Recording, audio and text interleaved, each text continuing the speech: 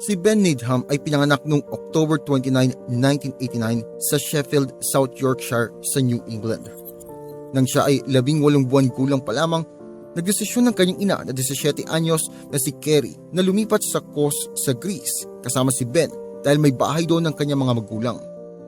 Pero noong July 24, 1991, iniwan ni Kerry ang 21 months na si Ben sa kalinga ng kanyang mga magulang na sina Eddie at Christine habang siya ay pumunta sa isang hotel na kanyang pinagtatrabahuhan. Nung araw na yon, naglalaro si Ben sa labas ng bahay nila gamit ang kanyang mga laruan na sasakyan. Mga alas 2:30 ng hapon, napansin ni na Eddie at Christy na nawawala ang kanilang apo. Hinanap nila si Ben sa paligid ng kanilang bahay pero hindi nila ito nakita. Nung panahon na yon, may renovations na nangyayari sa kanilang bahay at sa isang interview ng The Daily Mail, na-realize ni Eddie na sobrang komportable nila na hindi nila inakala na mangyayari ang ganun.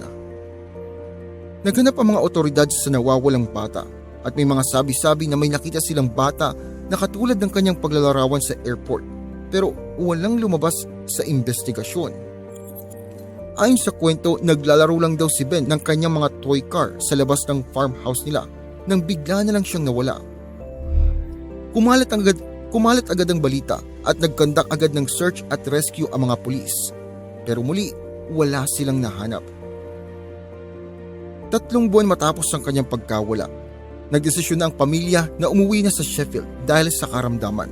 Higit pa riyan, hindi nila kayang magstay sa ibang bansa ng matagal at wala daw silang nakuhang tulong mula sa mga otoridad doon.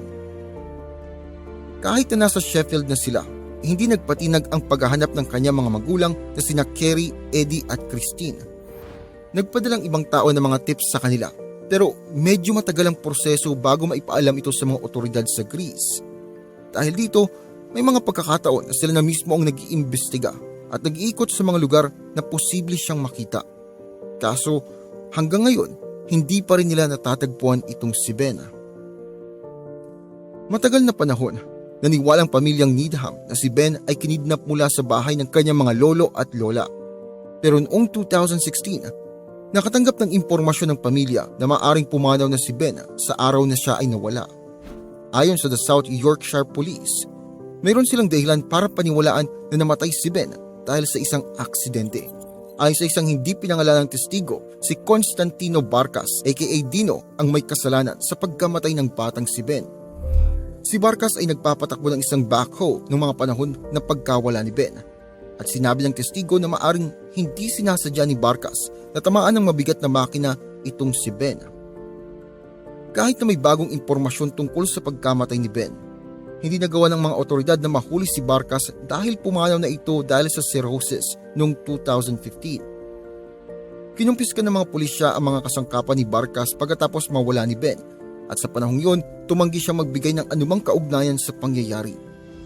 Kilalang tao si Barcas sa komunidad, kaya nang lumabas ang balita tungkol sa posibleng pagkakasangkot niya sa pagkamatay ni Ben, nagduda si Kerry Needham tungkol sa isang conspiracy. Hinalukay ng mga otoridad ang lugar kung saan nawala si Ben, pero hindi sila nakakita ng matibay na ebidensya para mapatunayan na siya ay nasagasaan at namatay.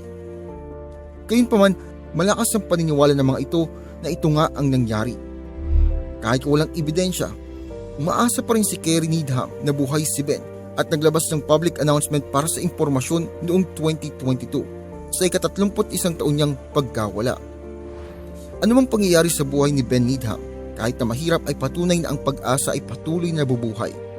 Kung papaano pinaglaban ng kanyang pamilya para siya ay mahanap ay isang halimbawa ng wagas na pagmamahal ng isang magulang. Sana lang sa kabila ng kawalan ng ebidensya, magbigay daan ng mga impormasyon na magsisilbing tudok sa paghahanap sa kanyang kinaroroonan.